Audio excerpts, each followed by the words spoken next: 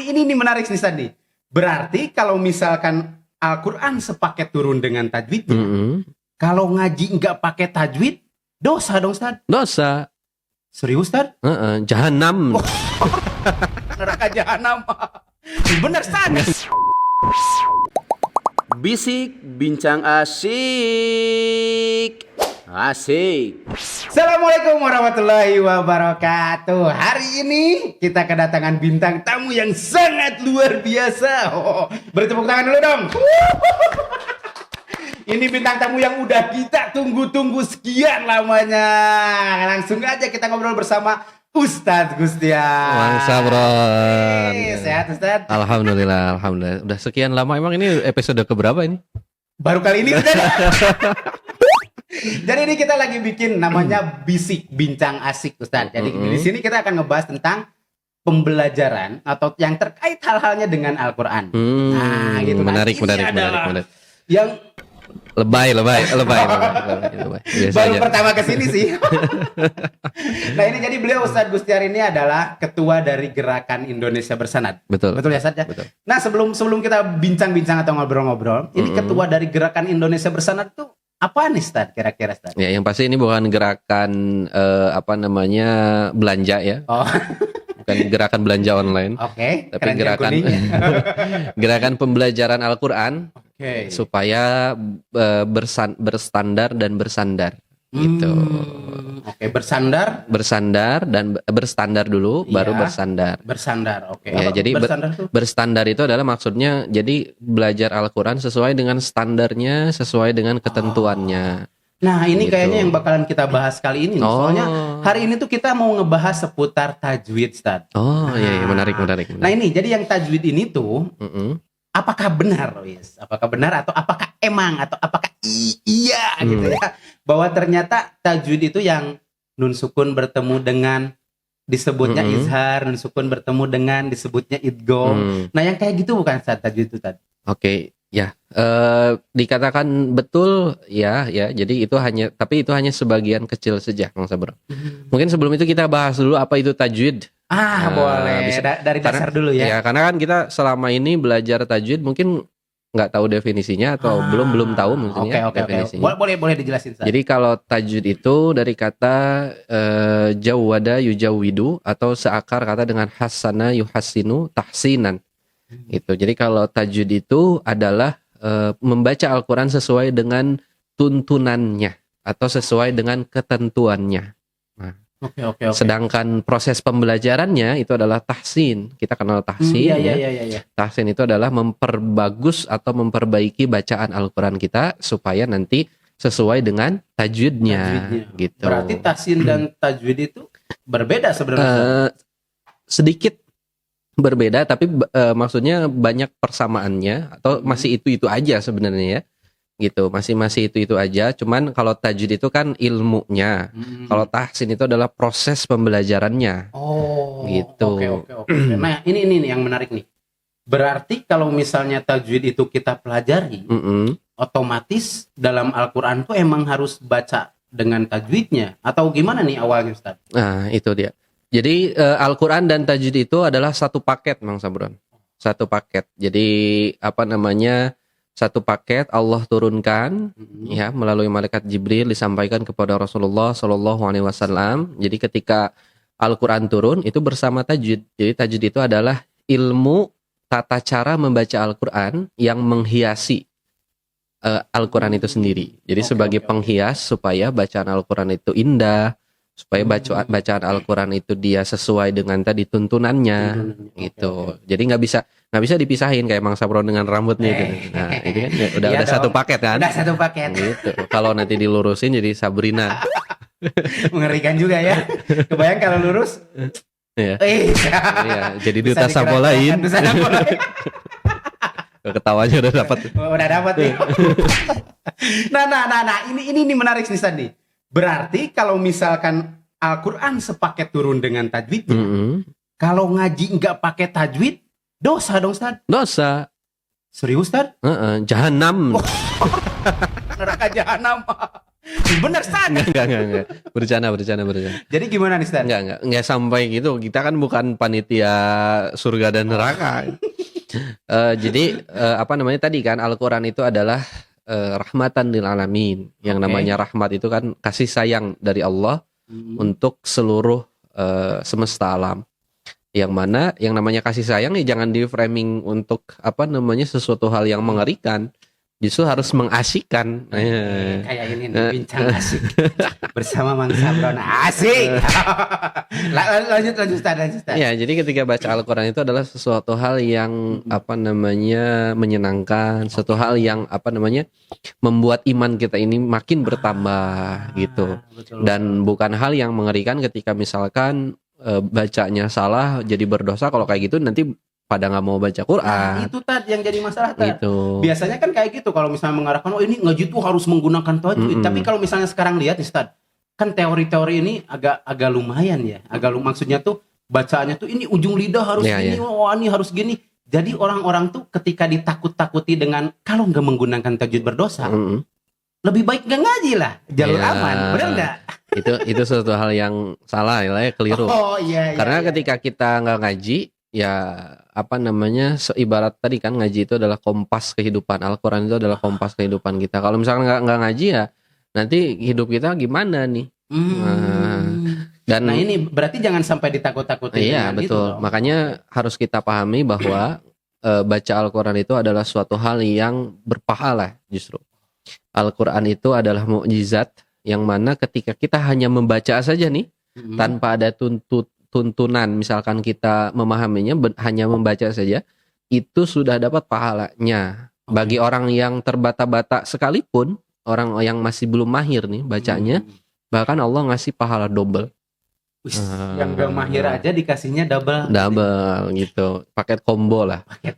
Asik. Jadi kata Nabi SAW, alladzi yaqra'ul Qur'an wa yatata'u fihi wa huwa alaihi syaqun lahu ajran. Jadi kata Nabi SAW, ketika kita membaca Al-Qur'an dan terbata-bata, ya berat gitu, lisan itu berat. Baru belajar ya. Baru belajar, misalnya contohnya alhamdulillahi rabbil alamin. Intinya berat lah. Baca satu halaman tuh lama banget ya. Nah itu kata Nabi akan mendapatkan 2 pahala. Falahu ajran, baginya 2 pahala. 1 pahala membaca, yang kita tahu dari 1 hurufnya itu dilipat gandakan menjadi 10 kebaikan. 10 kebaikan. Ya, 1 hurufnya. Terus yang kedua pahala karena dia bersusah payah. Gitu. Jadi double. Berjuangnya aja. Berjuangnya aja dapat pahala gitu. Bahkan 2 kali lipat dari orang yang mahir. Bentar, ini menarik nih yang 10 pahala, 10 kebaikan dalam 1 huruf. Berarti kalau misalnya banyak tilawah, banyak ngaji, pahalanya banyak. Ya kalau mau hitung-hitungan ya. Cuman kan nggak bisa kita matematikakan gitu. Saking banyaknya ya. Terus tadi misalkan double pahalanya. Kalau yang mahir gimana? Nah kalau yang mahir pahalanya 1 huruf 10 kebaikan. Kalau yang terbata-bata itu kan 2 kali lipat tuh. Iya. Nah, kalau misalkan Mang Sabur posisi di sana mau ya, jadi yang mahir apa yang terbata-bata aja karena pahalanya lebih banyak. Tergantung sih. Kalau pura-pura terbata-bata langsung mahir, jadi 3 enggak? Enggak. Nah, bagi yang mahir lebih gede lagi pahalanya, lebih mulia lagi pahalanya. Karena kata Nabi, alladzi yaqra'ul Qur'an wa huwa mahirun bihi ma'as safaratil kiramil bararah. Ketika orang membaca Al-Qur'an dan dia mahir, lancar bacaannya ya, ringan lisannya, maka baginya ma'as safaratil kiramil bararah, dia akan dibersamai dengan para utusan yang mulia. Nah, utusan yang mulia ini Masya Allah nih, yang pertama adalah para ulama menafsirkan hadis ini ketika disebut utusan yang mulia, as-safaroh itu adalah utusannya. Ada yang mengartikan adalah para nabi. Jadi orang yang mahir bacaan Al-Qur'annya kelak nanti di akhirat itu adalah bersama para nabi. Kedudukannya ya. Makna yang kedua adalah orang yang mahir membaca Al-Qur'an, maka kedudukannya dia akan dibersamai oleh para malaikat yang mulia. Dibersamai. Jadi bodyguardnya bukan lagi manusia Mang Sabron, tapi malaikat. Berarti Gitu. kita jangan berfokus sama yang terbata-batanya Nah, aja. kalau kita berbata-bata kan tadi cuma dapat 2 pahala kan. Iya, Yang iya, ini iya. bukan hanya dapat pahala saja, tapi akan bersama para malaikat yang mulia. Yang mana ketika didampingi oleh para malaikat, potensi orang tersebut melakukan keburukan, kejelekan, maka itu akan kecil gitu. Karena dia akan bersama maka dia akan bersama makhluk yang tidak pernah melakukan kesalahan, yaitu malaikat. Oke. Nah, jadi ini buat teman-teman nih, jangan menjadikan yang terbata-bata itu fokus jadi motivasi itu aja ya Ustaz ya. Enggak. Karena kalau misalnya mahir itu lebih keren. Betul ya? Betul. Oke. Nah, ini Ustaz nih, menarik juga nih. Tadi kalau yang misalnya Ustaz sampaikan tentang boleh minum dulu. boleh silakan sambil ini minum, ada kok ya airnya. Bukan properti ya. Nah, tadi ini yang menarik yang tadi Ustaz sampaikan tentang satu huruf itu ternyata mengandung 10 kebaikan, Ustaz. Nah, posisinya itu dia terhitung 10 kebaikan itu ketika apa? Kan yang kita tahu tuh kan tajwid itu cuma misalnya nih, saya pribadi ya, cuma yang tadi izhar gitu aja. Nah, ini harus benar-benar fasih kan, kalau misalnya ada izhar ada gitu berarti bukan satu huruf dong, Tad. Harus ketemu dengan lain-lainnya, Ustaz. Nah, jadi tajwid itu umum sekali ya, sangat luas sekali Bang Sabron. Bukan hanya sekedar izhar, ikhfa, idgham dan lainnya. Tapi nanti ada terbagi 2 ya, tajwidul huruf dan tajwidul kalimat. Jadi ilmu tata cara baca per hurufnya dan nanti tata cara baca per kalimatnya beda lagi. Ketika satu huruf gimana bacanya, maksudnya ketika hurufnya itu tunggal gimana bacanya, ketika huruf itu sudah tersusun menjadi kalimat itu gimana cara bacanya beda lagi. Berarti maksudnya per huruf itu tuh punya ketentuan masing-masing gitu ya. Iya, gitu. Iya. Tiap hurufnya juga ada tajwidnya juga itu. Iya, jadi ya ada namanya tajwidul kalimat, tajwidul huruf ya. Tajwidul huruf itu membuat kita paham bahwa setiap huruf itu nanti tempat keluarnya dari mana, sifatnya apa dan cara bacanya kayak gimana. Dan itu teori ya Bang Sabrunnya, yang mana diciptakan untuk mempermudah kita dalam praktek bacaan. Oke, nah ini Tad, yang menarik tuh. Kalau misalnya tadi yang dibilang satu huruf itu mengandung 10 kebaikan, karena yang tadi Ustaz sampaikan bahwa satu hurufnya juga dia memiliki tajwidnya ya. Ada tata caranya, ada ketentuannya. Oke. Nah ini nih, berarti apakah emang Al-Quran tuh turun seperti itu? Atau yang tadi teori-teori itu tuh udah lengkap juga sama ininya? Nah, kalau kita belajar kepada sejarah ya, jadi Al-Quran itu kan keasliannya itu adalah bunyinya Bang Sabrun. Bunyinya. Jadi malaikat Jibril itu tidak mengajarkan misalkan kepada Nabi itu nun sukun ketemu ain izhar misalnya. Enggak diajarkan seperti itu, tapi langsung bunyinya aja an'amta contoh misalkan ya. Langsung bunyinya jelas gitu. Dan itu yang diajarkan juga oleh Nabi kepada para sahabat. Jadi bunyinya diselamatkan bunyinya, jadi nggak ada teori ya, langsung dibetulkan. Ujung lidah ke sini nggak ada. Itu adalah teori yang lahir mungkin di abad kedua Hijriyah ya, kurang lebih di generasi tabi'in. Itu dibuat untuk apa? Untuk mempermudah kita dalam praktek gitu. Jadi sebenarnya ketika seorang guru ngajarin misalkan ke yang baru belajar banget gitu ya, nggak perlu kita banyakin teori misalkan tadi ujung lidah itu ribet lah. Maka selamatkan aja bunyinya, praktekin aja supaya dia betul bunyinya. Nah kalau misalkan agak susah baru kita bantu teorinya. Bantu dengan teorinya. Gitu. Oke, berarti teori itu sebenarnya membantu. Ya, teori itu hanya sekedar penghias saja, sedangkan bunyi itu adalah asasnya. Mantap nih. Bunyi adalah asas, teori adalah penghias. Tapi kayaknya teori ini penting juga nih kalau misalnya kita pengen menjadi sebaik-baiknya manusia nih. Karena kita selain belajar kan harus mengajarkannya kembali, Ustaz. Betul. Berarti teori ini harus kita pahami juga dong. Ya. Bagi teori itu adalah suatu hal yang membantu tadi ya, sebagai penghiasnya. Bagi orang yang belajar, maka dia tergantung. Dia lebih mudah dikasih teori dulu baru praktek atau langsung praktek aja. Bagi yang belajar ya, tergantung apa yang pas cocok buat dia gitu. Kapasitas dianya seperti apa gitu. Kalau misalkan bagi pengajar, maka harus menguasai dua-duanya. Praktek sudah jelas lah, itu adalah sebuah kewajiban ya. Jadi hukum membaca Al-Quran secara praktek dengan tajwid itu wajib tanpa terkecuali. Kalau teori, nggak baru pilihan teori itu untuk siapa dulu. Kalau pengajar, maka dia wajib gitu. Karena dengan dia menguasai, maka dia akan mudah nanti mengajarkan kembali. Kalau untuk pelajar mah pilihan aja. Pilihan gitu. aja. Oke, jadi buat para pengajar mulailah mengupgrade diri. Nah, betul sekali, betul. Berarti ternyata kuncinya ada pada pengajar juga ya, Ustaz, ya? Betul, Jadi betul. pengajar juga tetap harus Menyesuaikan. dan memudahkan apa yang emang sejatinya mudah Al-Quran Iya, itu betul. ya. Nah, ini berarti Ustaz, kalau kayak gini ternyata penting banget dong kalau misalnya belajar Al-Quran itu harus dengan tajwidnya. Iya. Seperti kita makan sayur, kalau nggak pakai garam maka akan hambar. Seperti makan sayur nggak pakai sayur kayaknya, Ustaz. Makan sayur nggak ada airnya. Nggak ada. Itu Ustaz. Iya, atau makan sayur nggak ada esnya. Jadi ngomongin makanan apa konsumsinya. Ya. Lanjut Ustaz. Jadi ketika kita baca Al-Quran tanpa tajwid itu ya akan hambar.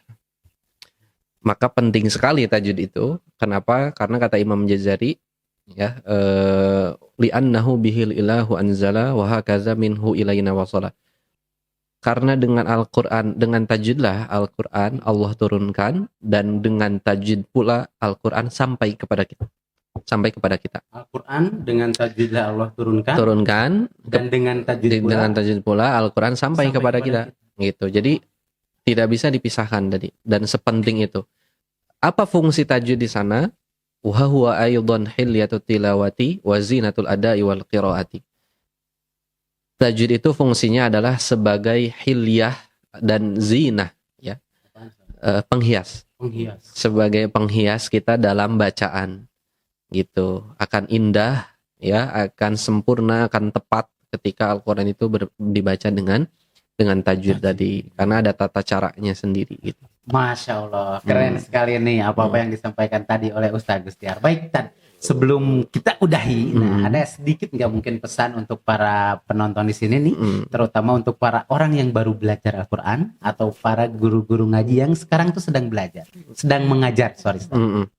Oke, untuk para pembelajar, maka tadi jangan insecure ya, jangan merasa minder ketika misalkan kita masih dari dasar banget, nggak apa-apa ya, semua orang juga seperti itu, dan kita pahami bahwa tadi pahalanya double loh bagi kita, bagi orang yang masih terbata-bata kesulitan, pahalanya double, luar biasa.